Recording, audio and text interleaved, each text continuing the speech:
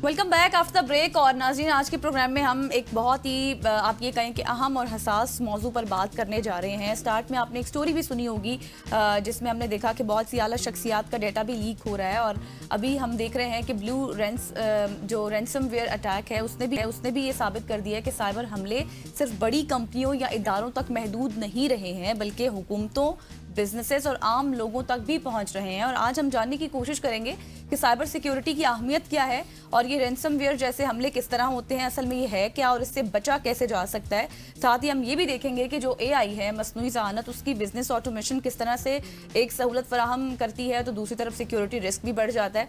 तो ये तमाम तर बातें हैं जिनको आज हम डिस्कस करने वाले हैं। बिल्कुल ऐसी हमारे साथ उमैर आफ्ताब साहब मौजूद होंगे जो कि सिक्योरिटी एक्सपर्ट भी हैं। Umair, thank you so much हो जाने का। सबसे पहला सवाल स्ट्रेट अवे करूंगा कि आपकी अपनी कंपनी भी है, आप लोगों को साइबर सिक्योरिटी के हवाले से मदद भी फराम करते हैं, लेकिन सबसे पहले इसके हवाले से बताइएगा कि किन लोगों को मदद फराम भी की जाती है या किन लोगों को सबसे ज़्यादा साइबर सिक्योरिटी के हवाले से मदद की ज़रूरत है। बेसिकली क्रिएटिव आईटी पार्क एक कंपनी है जो कि आईटी सर्विसेज और आईटी सॉल्यूशंस प्रोवाइड करती है। आईटी सॉल्यूशंस हम लोगों के 3 डिपार्टमेंट्स हैं। एक डिपार्टमेंट जो है वो गवर्नमेंट सेक्टर को सर्व कर रहा है। हमारे कुछ क्लाइंट्स हैं सीडीए, ठीक है, सीडीए में हम कुछ डिपार्टमेंट्स को सर्व कर रहे हैं। इसी तरह से government of Azad Kashmir education department, उनको हम लोग सर्व कर रहे हैं। तो ये वो डिपार्टमेंट है जो कि गवर्नमेंट सेक्टर को सर्व कर रहा है। इसी तरह से हमारा एक डिपार्टमेंट है जो कि प्राइवेट ऑर्गेनाइजेशंस के लिए है, लाइक जो स्कूल सिस्टम्स हैं और हॉस्पिटल सिस्टम्स हैं, उनको सर्व कर रहे हैं। और एक हमारा डिपार्टमेंट है जो इंटरनेशनल क्लाइंट्स के लिए है, ठीक है, और वो इंटरनेशनल क्लाइंट्स को सर्व कर रहा है। तो टोटली जो हमारी कंपनी बेस करती है वो करती है आईटी सॉल्यूशन प्रोवाइडिंग पे, ठीक है। आईटी के पूरे सॉल्यूशंस प्रोवाइड करते हैं। अच्छा। और इसके अलावा साइबर सिक्योरिटी में ये इस तरह हेल्प करिए। आपको पता है कि कोई भी सॉल्यूशन डेवलप होता है उसके लिए उसकी बैकबोन या मस्ट होता है कि उसकी साइबर सिक्योरिटी के जितने भी प्रिकॉशन मेजर्स हैं, जो कंप्लाइंसेस हैं, वो मीट की जाएँ। तो हम उन सॉल्यूशंस की जितनी भी साइबर कंप्लाइंसेस होती हैं वो सारी कंप्लीट करते हैं और उनको इंटरनेशनल स्टैंडर्ड पे लेके आते हैं। आजकल बहुत ज़्यादा फर्म्स हैं जो कि आईटी सर्विसेज दे रही हैं, बहुत छोटी छोटी फर्म्स हैं, पर वो सॉफ्टवेयर तो डेवलप कर लेती हैं पर उनकी आईटी मीट नहीं कर सकती। अच्छा उमैर, ये तो आपने बताया कि जो आप प्रोवाइड कर रहे हैं, चाहे वो नेशनल हो, इंटरनेशनली हो, जिस तरह से आप सर्व कर रहे हैं वो ठीक है, समझ आ गई। लेकिन मैं ये चाहती हूँ कि आप हमारे व्यूवर्स को, देखने वालों को, क्योंकि इस वक्त हमें हर तबके का फर्द देख रहा है ना, तो समझाने के लिए बताएं कि ये सिक्योरिटी, साइबर सिक्योरिटी असल में है क्या। देखें, साइबर सिक्योरिटी सिर्फ इस चीज़ का नाम नहीं है कि हमने वायरस से अपने आप को प्रोटेक्ट कर लिया तो हम लोग सिक्योर हो गए। हमें अपनी हर चीज़ को मॉनिटर करना पड़ता है। अच्छा। लाइक कि हम लोगों ने अगर किसी के साथ अपना पासवर्ड शेयर कर दिया या हमने पासवर्ड बिल्कुल ऐसा रखा हुआ है जो इजीली गैस हो सके, तो उसको कोई भी एंटीवायरस स्टॉप नहीं कर सकता, ठीक है। उसके लिए ये ज़रूरी है कि आप अपनी रोज़ की रूटीन को थोड़ा सा इस तरह से ऑप्टिमाइज़ करें कि चीज़ें स्ट्रीमलाइन हो।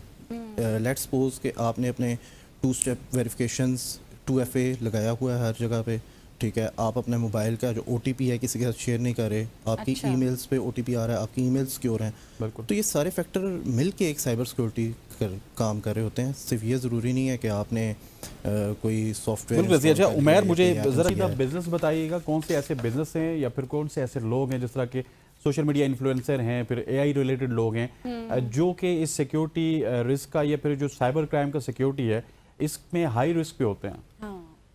सर, सबसे पहले तो ज़रूरी ये चीज़ है कि जो बंदा इंटरनेट के ऊपर है वो हाई रिस्क पे है, ठीक है। टारगेट के लिए ये नहीं होता कि वो किसको टारगेट करते हैं। बेसिकली जिस तरह आपका सर्च इंजन है गूगल, इसी तरह हैकर्स के सर्च इंजन होते हैं जिन पे ये पता चल रहा होता है कि किसकी क्या क्या पोर्ट्स ओपन है, आप उस पर टारगेट कर सकते हैं। पर सबसे ज़्यादा रिस्क उनको होता है जिनका डाटा पड़ा हुआ है। लेट्स सपोज कुछ ऑर्गेनाइजेशन है जो अपना डाटा ऑनलाइन रख रही हैं, ठीक है। जब आपकी डाटा की वॉल्यूम बढ़ता जाता है तो हैकर्स को पता चल रहा होता है कि यार इस बंदे का डाटा इंटरनेट पे है, मींस कि इसको टारगेट करके हम कुछ ना कुछ अचीव कर सकते हैं। बिल्कुल। तो इससे ये पता चलता है कि जो टारगेट होने वाली ज़्यादातर ऑर्गेनाइजेशंस होती हैं, जैसे कि बड़ी ऑर्गेनाइजेशंस जिन्होंने अपना डाटा क्लाउड्स पे रखे हुए हैं, तो ज़्यादा उस तरह के लोग टारगेट हो रहे होते हैं।